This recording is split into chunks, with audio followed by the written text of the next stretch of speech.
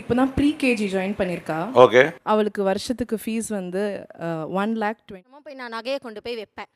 அந்த ஒரு வருஷத்துக்குள்ளே நான் அந்த நகையை மூட்டணும். ஏன்னா அடுத்த வருஷத்துக்கு நான் ஃபீஸ் கட்டுறதுக்கு. சின்ன கிளாஸ்க்கு தான் ஃபீஸ் ரொம்ப ஜாஸ்தி அதிகமா இருக்கா? சின்னதுலேயே வாங்கிட்டோம்னா பெருசாய் அப்புறம் பார்த்துக்கலாம். பயப்பிடிச்சிட்டான். எல்லாம் டெக்னாலஜி. பெரிய பையன் வந்து +2 படிக்கிறான், சின்னவன் வந்து 8th படிக்கிறான். ஒரு வருஷமும் போய் நான் நகையை கொண்டு போய் வைப்பேன். அந்த ஒரு வருஷத்துக்குள்ளே நான் அந்த நகையை மூட்டணும். ஏன்னா அடுத்த வருஷத்துக்கு நான் ஃபீஸ் கட்டுறதுக்கு. வேதனையா இருந்தாலும்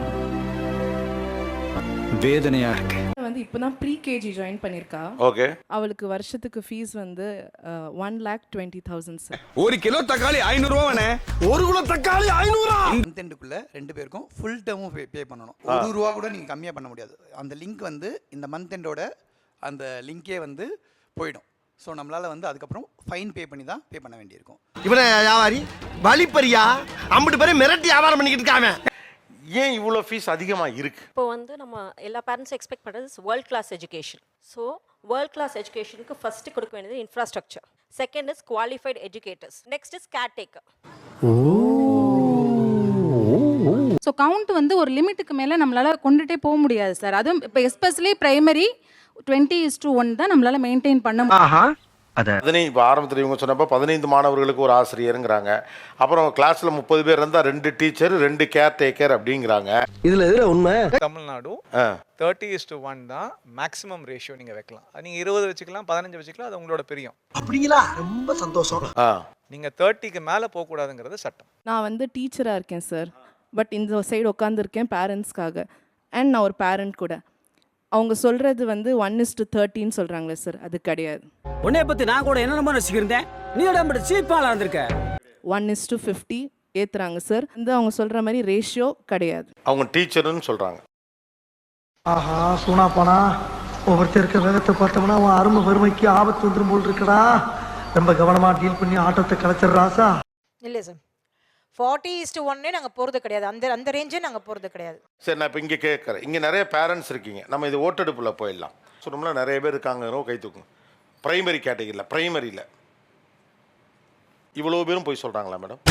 சோத்தனை அடி வாங்கியாச்சு. சரி, புதுசாக இருக்குது. சட்டப்படி ஒரு கிளாஸ் ரூமில் 30க்கு மேலே ஸ்டூடெண்ட்ஸை அகாமடேட் பண்ணிக்கிட்டு 2 டீச்சர் வச்சுக்கலாமா? கூடாது சார். லக்னத்தில் 9 கிராம் உச்சம் பெற்ற ஒருவன் பேசலாம், எப்படி வேண்டுமானாலும் பேசலாம். ஸோ டிரான்ஸ்போர்ட்டேஷன் பார்க்கும்போது அங்கே டிரைவர் இருக்கணும், கண்டக்டர் இருக்கணும், கம்பல்சரி ஒரு நானே இருக்கணும். ஒரு நிமிஷம். நான் பார்த்தது இல்லை. தெரியாது. நான் இந்த பக்கமே ஓட்டெடுப்பு போடுறேன். நாங்கள் எங்கள் பஸ்ஸில் கண்டக்டர், டிரைவர், அப்புறம் ஒரு நானி வச்சுருக்கோங்கிறவங்களாம் கை தூக்குங்க.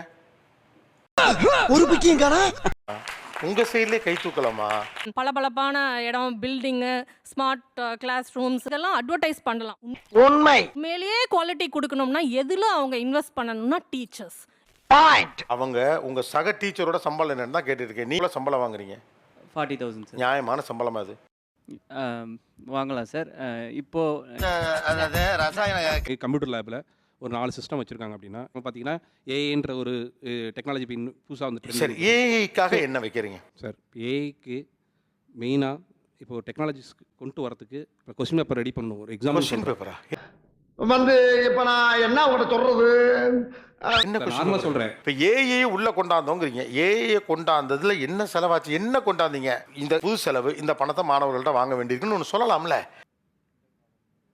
இல்லை இல்லை. அப்போ வேற என்ன செலவாச்சு?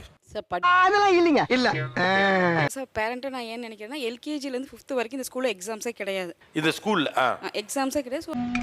என்னடா சொல்கிறேன்? ஆமாண்ணே. ஆனுவல் டே செலிப்ரேஷன் 1000 ரூபா ஃபீஸ் கட்ட சொல்கிறாங்க சார். நான் கட்டல. எதுக்கு கட்டணும்? ஏன்னா ஃபஸ்ட்டு இது ஃபீஸ் கட்ட சொல்லும்போது, டேர்ம் ஃபீஸ் கட்டும்போது எந்த ஃபீஸும் நாங்கள் இடையில வாங்க மாட்டோம் அப்படின்னாங்க.